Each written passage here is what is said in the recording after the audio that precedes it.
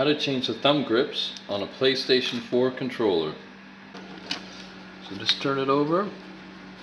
Remove these 4 screws. You're going to need quite a small screwdriver for this.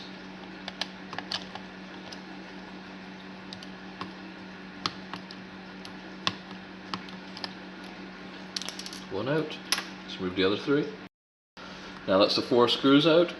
So now we need to split essentially the blue side from the black side here. So you're just going to have to work around the edge. You can use a small screwdriver, just be very careful not to damage the edges. Ideally you'd use something plastic, but just keep working your way around. Sometimes you can just use your nails, just get in there, like so, and you see you can split it. So we're getting there now. Ooh.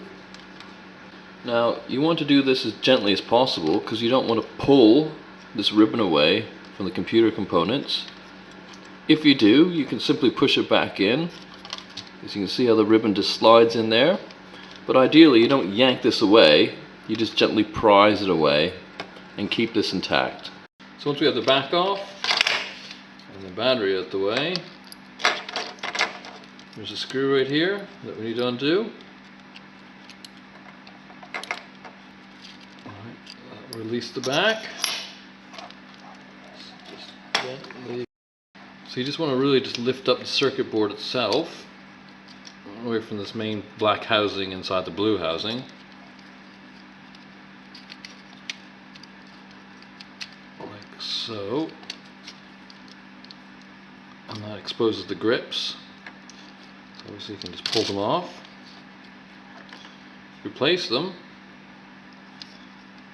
Shove them back on. Just make sure they go the right way, because they are about oval shaped. So there's only one way they can go on. Push back in. So you just need to lift it up like this. Obviously just watch the ribbon down to this end. So you don't want to pull that out. So you're just literally just twisting it up like that. And now we can start putting it back together. Next, put the screw in. Now when you put it back together, probably best to do the button side first. Obviously look out for this ribbon. It's the most delicate side, so just slide it in like that. And it's in. Then obviously just got to sort of push these in a bit just to get them in. Push that one in a bit. It's all together. Push it together like that. Put it back together. You may want to test it at this point before you put the screws in, but if it's all working, put your 4 screws in and you're done.